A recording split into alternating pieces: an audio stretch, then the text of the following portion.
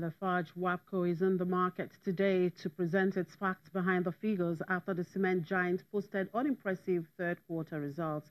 At intraday, we saw the all-share index up 0.04%. Rotimi Fakejo, one of the traders at the Nigerian Stock Exchange, joins us now to update us on the latest development in the market space. Good afternoon, Rotimi. Thank you very much for joining us. Well, Lafarge is in the market today to talk to you folks. What are they saying and what do you want to hear?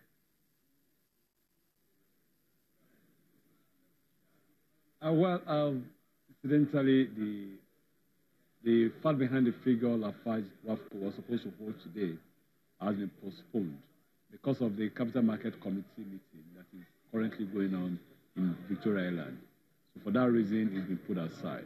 But I think issues that will come up from operators will be focused on their financials and also with respect to the rights issue that they did the last time and the proposed rights issue that they want to do right now and that they are intending. I think those things are really paramount because we've seen the share price of Lafarge WAPCO come all the way from the rights issue price that they did last year from 42.50 to 16 naira.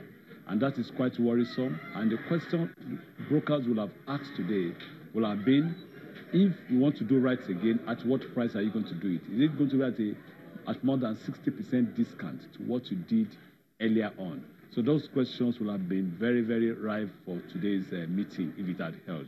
But unfortunately, the meeting has been postponed.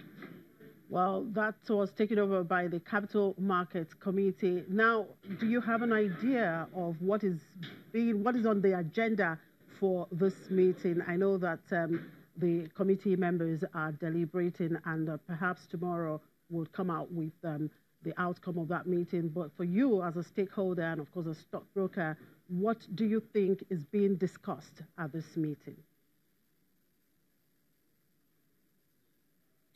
Well, is to ask for a lot of updates on what have been the main thing for quite a while, on dematerialization, on e-dividend, and several other issues that will be very rife that has always been in the pipeline. I believe that those things will really be discussed. I don't want to preempt what the discussions will be, but I think by the time they close today, I'll be able to know from my colleagues who are there presently. Today, that's at 12 noon our time here. The market was looking up 0.04%. Has anything changed? What is driving the sentiment today? And what are we expecting to see at the end of the market today? Yes, there's been a slight turnaround. The market presently is 0.02% positive. We've seen Nigerian bureaus, Guarantee Trust Bank and First Bank as well trying to lift up the market. We aren't having much of losers except for the likes of a Diamond Bank, which is still impacting negatively on the market. Thank you very much for those updates, Rotimi Fakejo. Thank you for your time.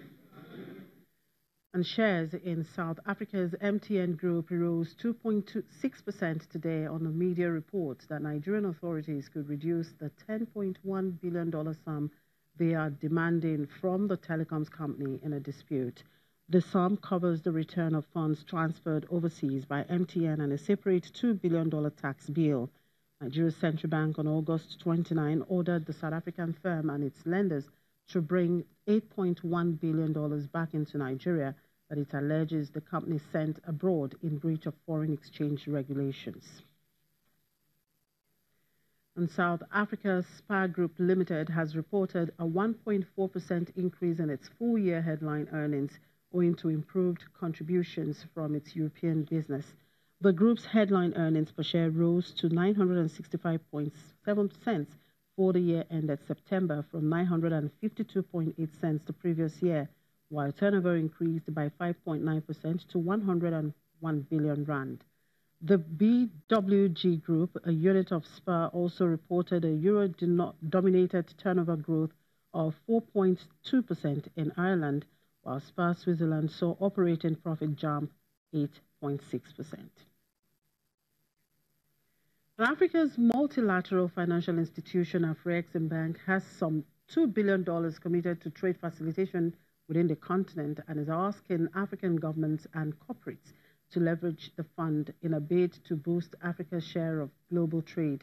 At a meeting recently in Lagos, Afrexim Bank's executives on trade finance, Ademola Adeyinka, tells delegates how the guarantee-backed program can transform African trade, especially at a time that Nigeria is making an effort to increase its shareholding in the bank. Currently, African share of the global trade is less than 5%. It's somewhere between 3 and 5%. And we think we should do more. Why is that so? That figure is low primarily because African economy is still commodity-based. If we add value to those commodities, that trade, our own share of the global trade, is going to be significantly higher than 3%. Also, we believe that the availability of funding from international lenders does not meet the upsurge in demand that we have. If I ask the financial institutions here, I'm not sure there will be too many that are able to meet up to 50% of their customers' demand. So what happens to the balance of 50%? We lose them as trade opportunities. And that is one of the reasons why the African share of the global trade is not as high as it should be because there are funding challenges. So Afrexim Bank came up with this. We put over $2 billion in this trade facilitation program to support the African economies. And the trade finance gap continues to grow. It is growing more and more, and that is worrisome. The more it grows, the more we create poverty within the continent. So we have to do something about it. We have to reduce that gap as much as possible. So why is the trade gap growing? It's growing simply because of credibility issues. The international financial institutions that we rely on have credibility concerns over a lot of economies in Africa. And you will not blame them, because they do not understand the continent. As much as they try to, it becomes a mystery to them.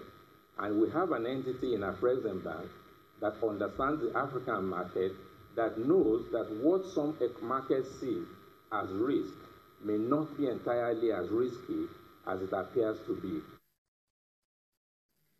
And finally, the International Monetary Fund has projected Cameroon's overall economic growth to reach 3.8% in 2018, largely owing to construction activities related to public infrastructure projects and the 2019 Africa Cup of Nations.